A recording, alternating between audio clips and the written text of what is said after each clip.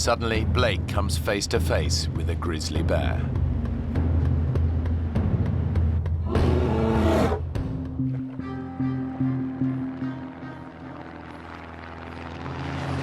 A specially chartered plane has dropped Blake Stanfield and his father Neil in a remote Alaskan wilderness 60 miles from the nearest settlement. How's the raft coming? We're almost there. Good. Get the coffee on. Neil runs a building management firm, and Blake is a doctor. They'd taken leave to spend some time together. My father and I started backpacking when I was a young boy. Always ended up loving that. He taught me to appreciate the outdoors. Better get going, Dad. Just checking everything's shipshape. Where in the world did I put that lighter? I got it. Very repellent. Extra strength, very repellent. Almost anywhere in Alaska, you're going to run into many different types of wildlife, which includes bear, and of course that's something that you always need to be prepared for. The gates of the Arctic National Park is spectacular but dangerous. It's home to hundreds of black bears and grizzlies, not to mention roaming packs of wolves. It's 13,000 square miles of near untouched wilderness. For 6 months of the year, the rivers are choked with ice. During the summer, it all melts, but this early in the season, some patches have yet to thaw. We're going too fast, Blake. It's going down, Dad.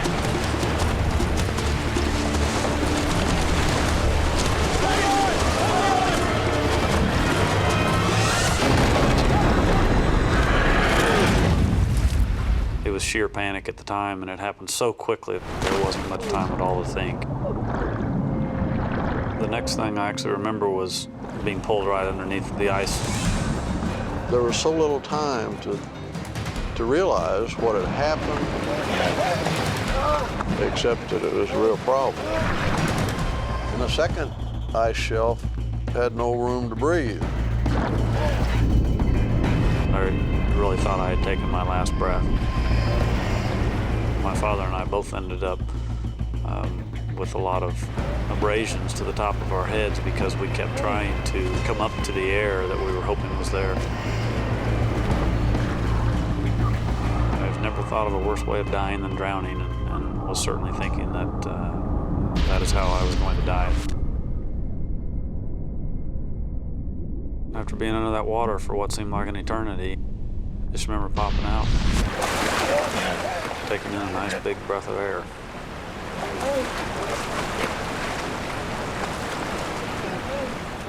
At this time, I had no idea where my father was.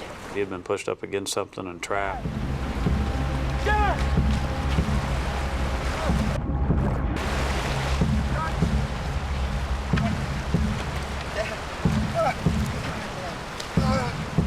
my God, you're freezing. We gotta get you dry. It's okay, Dad. You're gonna be okay. All right? Neil's wet clothes are making his temperature fall even faster. It's okay. Basically, while this fire got started, I hugged him and tried to give him some of the warmth that I had. Eventually got him to where he wasn't shaking anymore.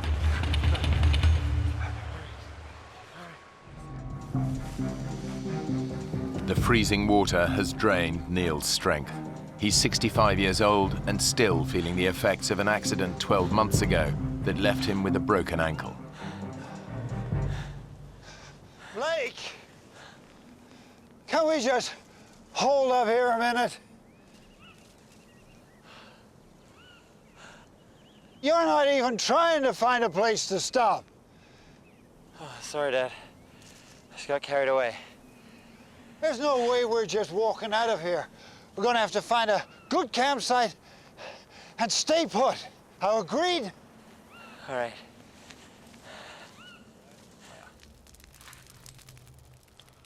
Their ordeal has left Neil and Blake battered and bruised.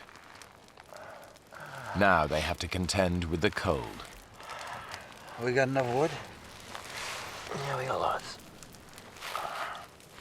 You get closer to the fire. I'm warm enough. There.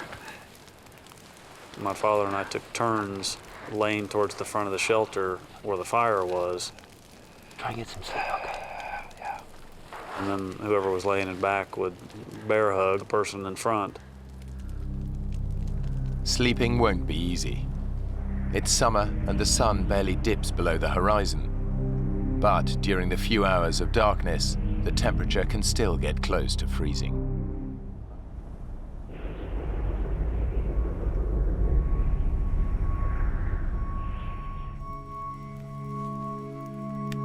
During the night, Blake has made a tough decision.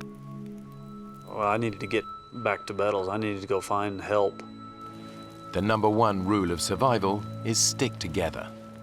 But Blake knows his dad isn't up to the hike. Dad? You okay? Yeah. Pretty sore, though. You slept? Not so much, no. You know, I've been thinking, we gotta get ourselves organized.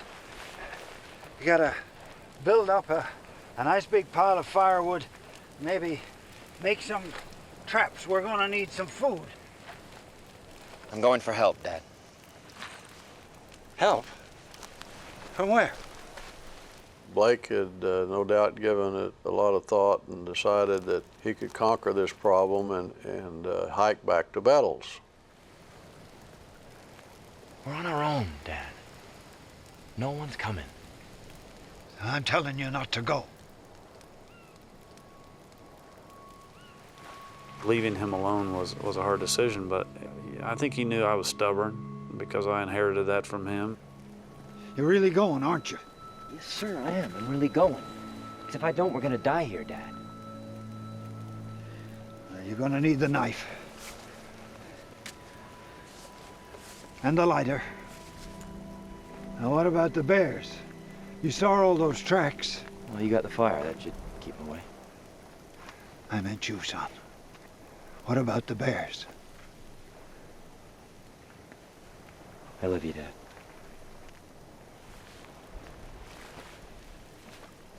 Yeah.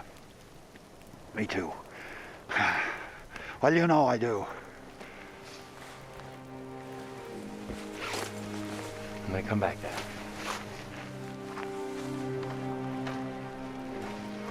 I hit myself.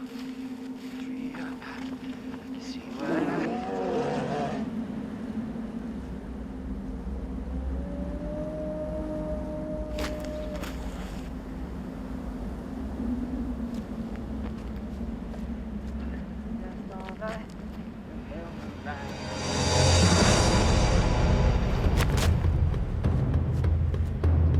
Suddenly, Blake comes face to face with a grizzly bear. A grizzly can tear your head off with one bite. But their claws can rip holes through you like nobody's business, so you don't want to mess with them.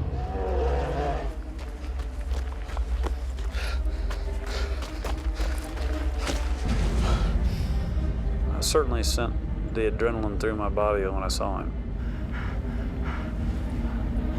Blake daren't make a sound. The bear's too close. It was scary seeing him out there. He wasn't far enough away for my liking.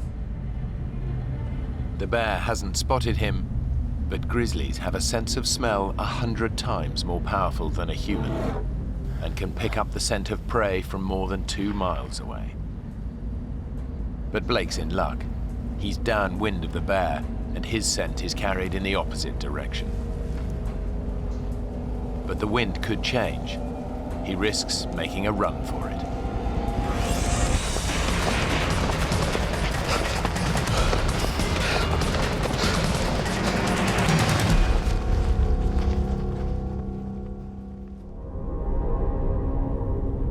Now Neil faces his first night alone in a wilderness bristling with predators.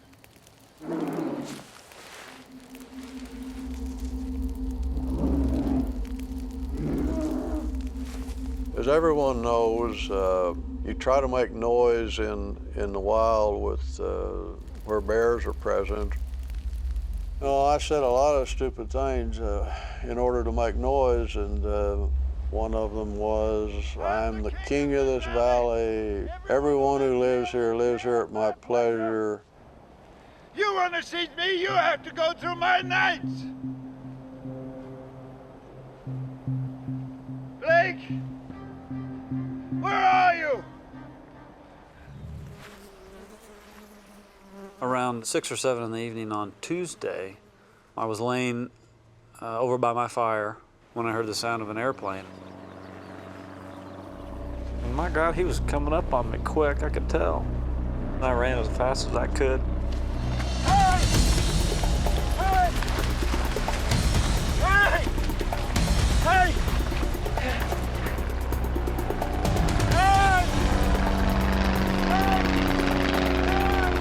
I realized that he spotted me. He'd spotted me. That was the same plane, and as they flew over me, they dropped a bag of stuff.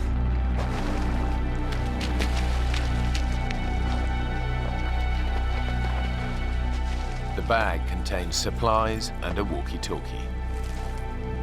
I turned that radio on. I kind of told him what had happened. There's only one thought on Blake's mind. Please hurry! You gotta go find my dad! He's 50 miles upstream. There'll be a fire going. Just see a fire. The pilot launches an aerial search for Neil.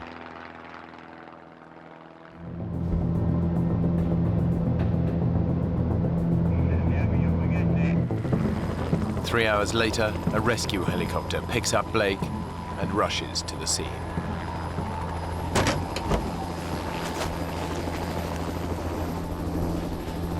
Neil! Neil!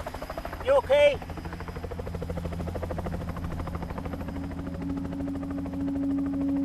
How did you know I was here? I asked your son. Blake? He climbed in that helicopter. Dad! I'm so sorry, Dad. So sorry. And hell, all I could say was, man, you look like hell. Well, you don't look that cute yourself.